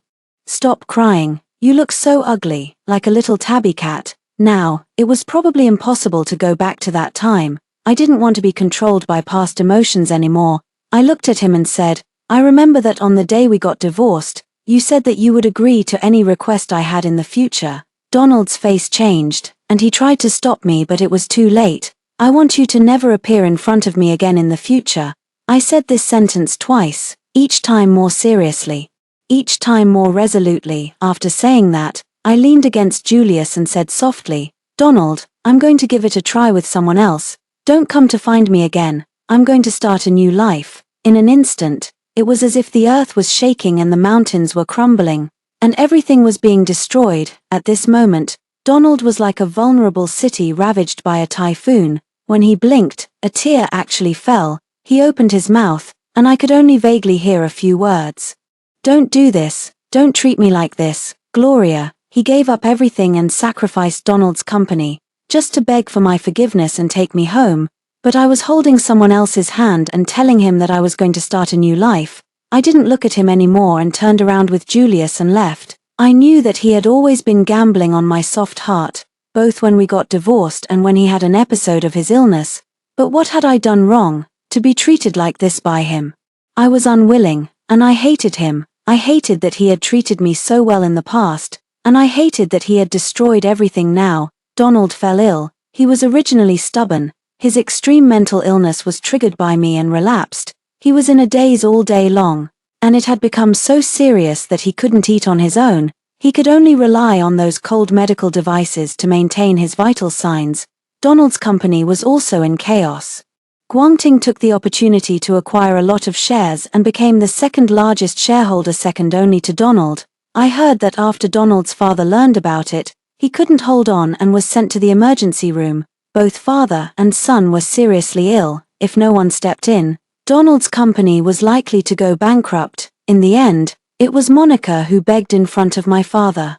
She used her life and the baby in her belly to blackmail and force her family to invest money and effort. She was really a silly girl, but also, the love of parents for their children knows no bounds. In less than a month, she almost lost her life. But Donald's company was still on the verge of collapse. It was Guangting. It was me, who had secretly and openly acquired all the market shares and reaped huge profits. Making a mistake once could be said to be being blinded by love. Making the same mistake a second time was extremely foolish. Just as Donald's company was on the verge of collapsing completely and becoming the nourishment for Guangting, and Donald was on the verge of dying, Donald's father came to Jingju and begged in front of my parents. He had just come out of the hospital, with white hair, trembling, as if he didn't have much time left. At this moment, in front of my father, he bent over, looking more than 20 years older. A few seconds later, he actually knelt down and shouted hoarsely, "Yu Ting, if you want Donald's company, if you want my life, if you want me to kneel down and beg you, to apologize to you, I'm sorry, you can do whatever you want. I was wrong, I betrayed my trust, and I'm worse than a pig or a dog, but my son, he truly loves your daughter. I only beg you to let her go and see him. It was me. I said I had cancer and needed my grandson's bone marrow to prolong my life. I also drugged a Chen and that girl from the Shu family so that they had a night together. It's all my fault. A Chen has never loved anyone else. He just wanted that child to save my life." His words were full of regret, and each word seemed to be stained with blood. His eyes were full of fear of losing his son. It was so different from the way he had left Donald alone abroad for those years and had broken his 3 ribs, even though I knew that this might be a father's love. But I still felt it was extremely disgusting. Even though Donald's father knelt down and begged, my father didn't promise on my behalf. He wanted me to make the decision myself. He just had someone send Donald's father to the hospital where Donald was in order to find the best doctor. I knew that my father was afraid that if I wanted to turn back and be with Donald again, his father must not die because of me. Parents who love their children will plan for their future. But my mother couldn't bear it. She covered her chest and kept asking me, "Gloria, what do you think?" I exhaled a mouthful of foul air and said, "I'll go and see him." In the hospital, Donald was rarely awake. He had just seen his father, with white hair. There was no trace of the former hero left. It was all his fault. One false step had led to eternal regret, hurting himself and his father. At this moment, he still didn't know that his father's cancer was fake. He only knew that soon. Gloria was going to come and see him. Half an hour later, I knocked on the door of the ward. Donald's eyes were filled with surprise, but when he saw Julius behind me, his expression darkened. However, he didn't dare to act high and mighty anymore. He half relied on his body and said, "Gloria, you came to see me." I nodded and said to him, "I'm here to tell you two things. If you can pull through, then live. If you can't, then it's okay to die." Donald's face was pale, but he still forced a smile and said, "I can pull through, as long as you're by my side." I didn't respond and was straightforward. "Your father doesn't have cancer. You don't have to worry about him dying of the disease. However, it's not certain either. Who knows, anything could happen." He only froze for a second before reacting. His lips trembled slightly as he said, "So, that night, I gave a hum. Your dad drugged you." He lowered his head, looking as if in pain and also as if helpless.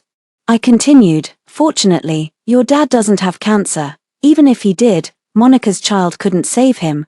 That child isn't yours. In our 10-year marriage, the one who couldn't have children wasn't me." His face turned even paler, and he quickly understood the purpose of my saying these two things. Looking at me, he said, "Gloria, I'm not." "I know," I interrupted him. "Of course, you didn't cheat on me with Monica because I couldn't have children.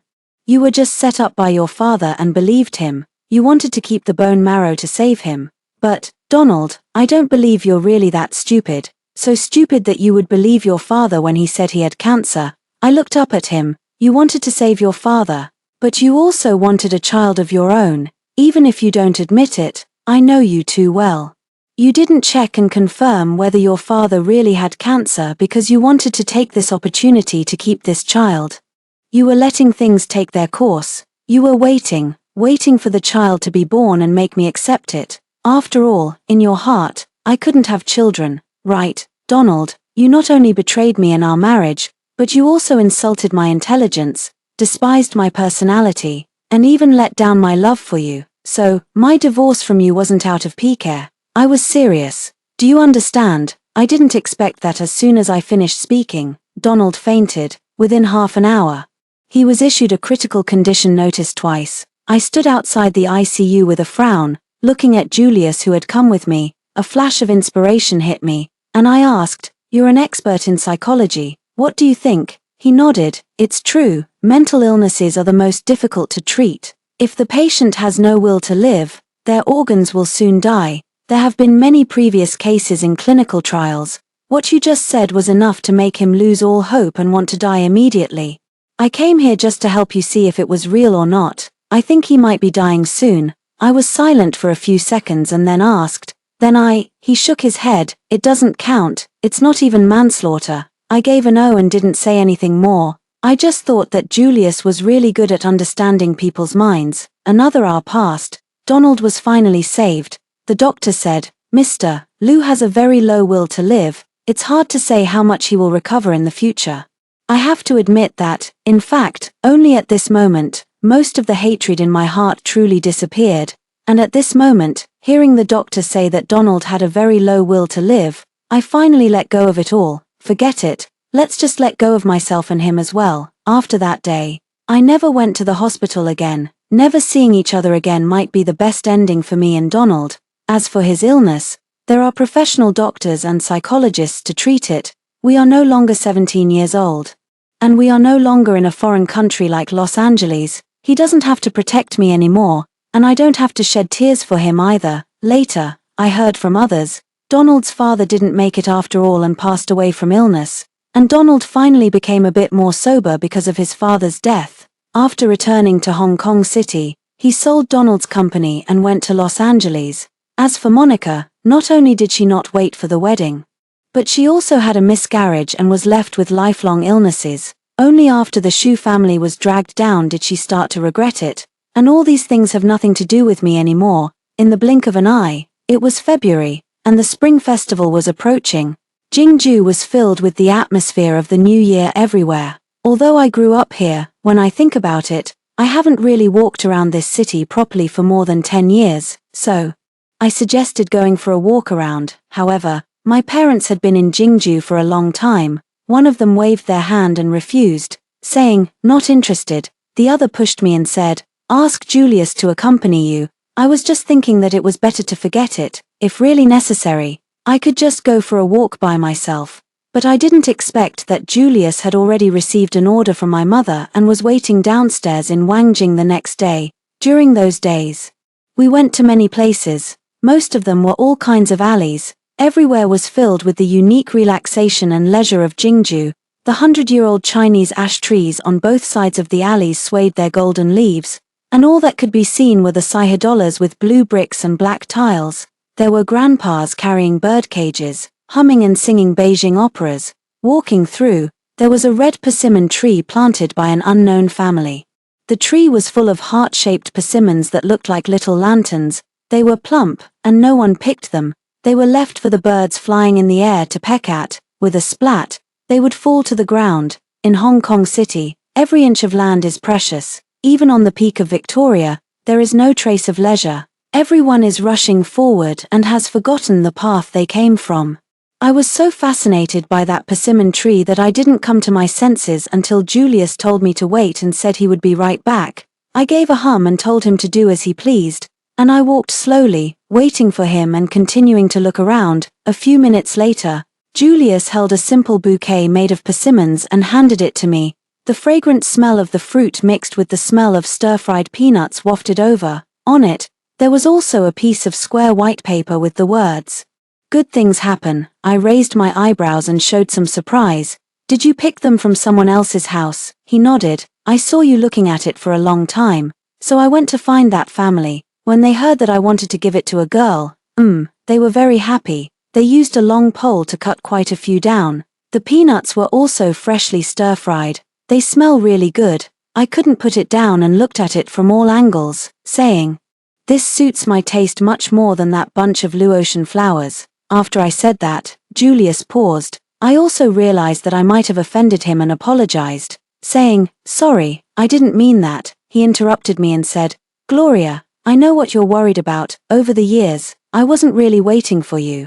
It's just that it's too hard to find someone who truly understands me, so I've been single and unmarried all this time." I looked at him and knew that he understood the meaning behind my words. Compared with the faith and waiting symbolized by the Luotian flowers, the ordinary life represented by persimmons and peanuts was what I wanted now. I loved too miserably and painfully and really didn't want to experience that again. I was just about to speak but found that I didn't know how to express myself. Should I say, "I really have no feelings for you, even if you say you haven't been waiting for me all these years? I still feel pressured," or should I say, "No matter what you do, as long as you have the intention of pursuing me, I will feel a bit uncomfortable." But I had just used him not long ago and said that I wanted to start a new life. How could I explain this? A few seconds later, he seemed to see what I was thinking. Looking at me, he said seriously, "Friends, just friends, among friends, isn't it only right to help each other?" He was so decisive and knew people's minds so well. He simply and clearly laid out the very thing I was most concerned about, even though I knew that this might not be his most sincere thought. But he was willing to say directly that we were just friends and firmly promised not to cross the line. He was willing to give me time and space and also protected my sensitive and awkward heart. I was really grateful. After a moment, I smiled and said, "Thank you." He nodded and turned to walk in front of me. It seemed that he was going to take me to walk around Jingju City some more, and I followed behind him, feeling relaxed and even a bit expectant, not only for the time ahead but also for the future. Although a white head can't be replaced by snow, meeting each other is already a great blessing. But if we really have a future, then some things can also develop naturally and we can get along as we like. Let's talk about it later. Donald's side story. After my father passed away from illness, I brought him back to Hong Kong City and buried him with my mother. My mother passed away in an accident when I was 15 years old.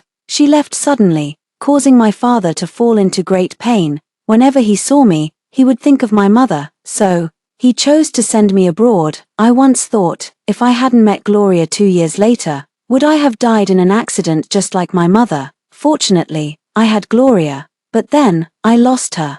After returning to Hong Kong City, I became much more sober. What pained me the most was that I found that the whole of Hong Kong City was filled with our memories. She was here, facing me day and night, and we lived together for 10 years. I don't know what clouded my mind, that I actually lost her. I only know that I brought all this upon myself, how much she loved me, enduring 10 years of gossip for me.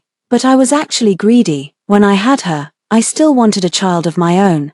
I couldn't stay in Hong Kong City any longer, so I sold Donald's company. I also couldn't set foot in Jingju anymore. She said that she didn't want to see me again and that she was going to start a new life. After thinking it over and over again, I crossed the ocean and returned to Los Angeles.